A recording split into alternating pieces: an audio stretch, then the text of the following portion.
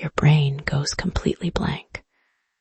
The moment someone asks you a question in English, not because you don't know English, but because your mind suddenly freezes, and you stand there smiling, hoping the sentence will magically appear.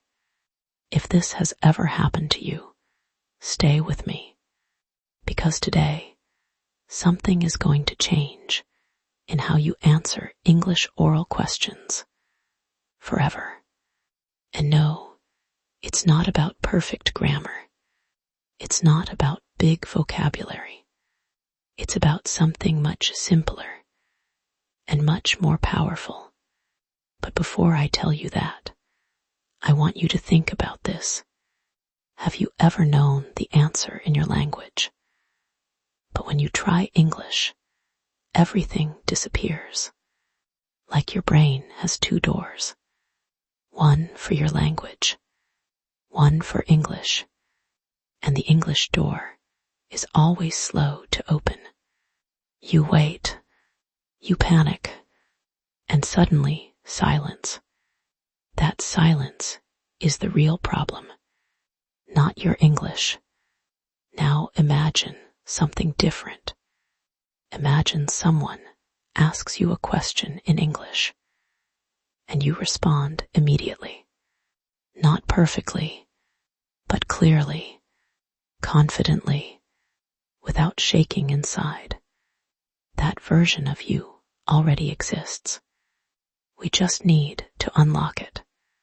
And we'll start right now. But first, let me show you something important. Most learners make one silent mistake during oral English. They try to think in full sentences before speaking. So the teacher asks, "Tell me about your family." And your brain says, "Wait, let me build the perfect sentence in English with correct grammar." And by the time you finish thinking, the moment is gone. The pressure increases, and you say nothing, or something very small like, "My family is good." Then you feel disappointed. But listen carefully. Native speakers don't think in perfect sentences. They think in fragments, short ideas. Then they speak. That is the first shift you need, and we are going to practice it together. Right now, let's take a simple question. What do you do every morning? Stop. Don't try to build a full answer. Just think in small pieces. Morning, wake up, brush teeth, tea, work, school. That's it. Now listen to how it becomes English naturally. I wake up early. I brush my teeth. I usually take tea. Then I go to work. Simple, natural, no pressure. Do you feel that difference? That's your first mini win. You just learned how confident speakers think. And here is something interesting. Every oral exam question follows this same pattern. They are not testing your perfection.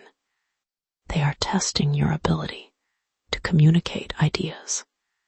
So let's go deeper, because I know what happens next. Even when you know this, your mouth still freezes. Why? Because fear interrupts your flow. Fear says, "What if I make a mistake? What if I forget a word? What if they judge me?" And suddenly, your brain becomes heavy.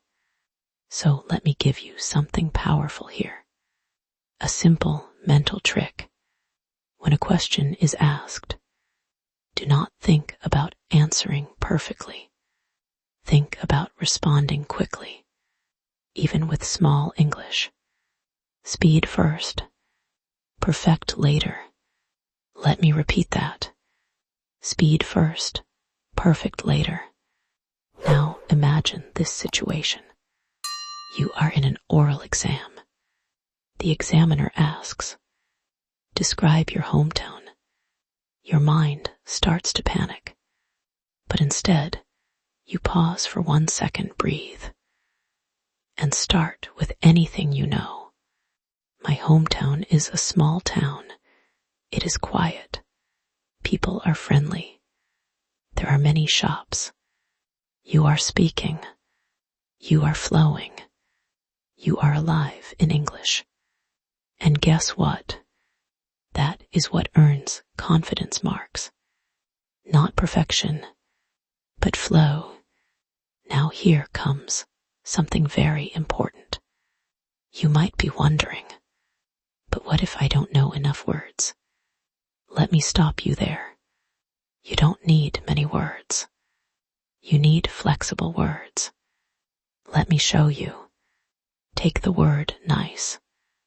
Most learners overuse it, but in real speaking, you can stretch it. Nice food, right arrow, delicious food. Nice place, beautiful place. Nice person, right arrow, kind person. You are not learning new English. You are upgrading what you already have. That alone can change your speaking confidence in one day. Now stay with me, because this next part is where everything clicks. When you are asked oral questions, there are only 3 types. 1, personal questions. 2, description questions. 3, opinion questions. That's it. Let's break them in real life thinking. If someone asks, tell me about yourself, don't freeze. Think. Name, job, where you live, simple facts. Then speak. My name is, I am a teacher. I live in Nairobi. I enjoy helping students learn English. Done. Short, clear, confident. Now curiosity check. Did you notice something? You didn't translate everything. You just followed ideas. That is fluency starting to build inside you. Now let's try opinion questions. For example, do you like studying English? Many learners panic here, but you don't need a big answer. You just need structure. Yes/no plus, reason plus example. Listen. Yes, I like studying English because it helps me communicate with different people. For example, I can talk to international friends. Simple formula, but powerful impact. Now here is a secret most learners never hear. Examiners don't expect native English. They expect clear thinking. So even if your English is simple, but clear, you are already doing well. Let that sink in. You are not behind.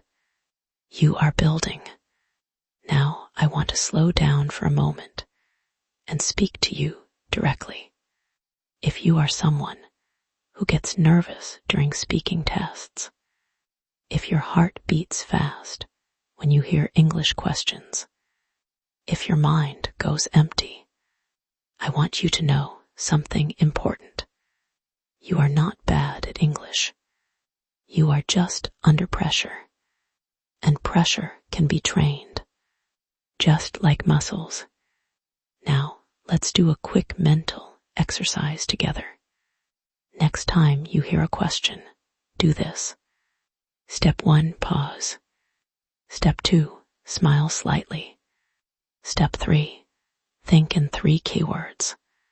Step 4, speak slowly. That's it. No overthinking. Now imagine again. What did you do yesterday? You think. Worked home tired. Then you speak. Yesterday I worked. I went home. was a little tired. And you continue. That continuation is everything. Because fluency is not one perfect sentence. It is movement. Now here comes something powerful. Most learners stop too early. They give one sentence, then stop and wait. But confident speakers add details, even small ones. For example, I went home. I was a little tired, so I watched TV and relaxed. See, you just extended your English naturally. No stress, just flow. Now I want you to feel something here. You are already improving while watching this, because you are learning how to think differently. Not harder, smarter, but let's go deeper again, because there is one more fear we need to break. The fear of mistakes. You must understand this clearly. Mistakes are not failure. Mistakes are signals that you are speaking. Silence is the real problem, not mistakes. Even native children make mistakes when learning. So when you make one, don't stop. Continue. Keep speaking, even if you correct yourself slowly. That is real confidence. Now imagine in an exam. You say, he go to school. Then you quickly correct. He goes to school every day. That correction actually shows awareness, not weakness. Now let's bring everything together. When answering oral English questions, remember, think in keywords. Start quickly. Use simple sentences. Add small details. Don't stop speaking. And keep moving forward. That is your formula. But I want to give you one final practice moment. Right now, imagine this question. What are your future plans? Don't panic. Think, job study, improve English travel. Now speak. In the future, I want to improve my English. I want to get a better job. I also want to travel and meet new people. Simple, natural, confident, and that is enough. You don't need more. Now, before we finish, I want to leave you with this thought. Every confident English speaker you admire once stood exactly where you are. Confused, nervous, silent. The difference is they didn't stop. They kept speaking, slowly, imperfectly, but consistently. And now it's your turn. So here is your challenge. The next time someone asks you a question in English, don't wait to be perfect. Start speaking immediately. Even if it's simple, even if it's small, just speak, because confidence doesn't come before speaking. It comes during speaking, and every word you say is building a stronger version of you. Now tell me in your mind, what is one question you usually fear in English oral exams? Because from today, that question doesn't control you anymore. You control it, and you are ready now. Ready to speak, ready to respond, ready to grow, one answer at a time. And that's how fluency begins.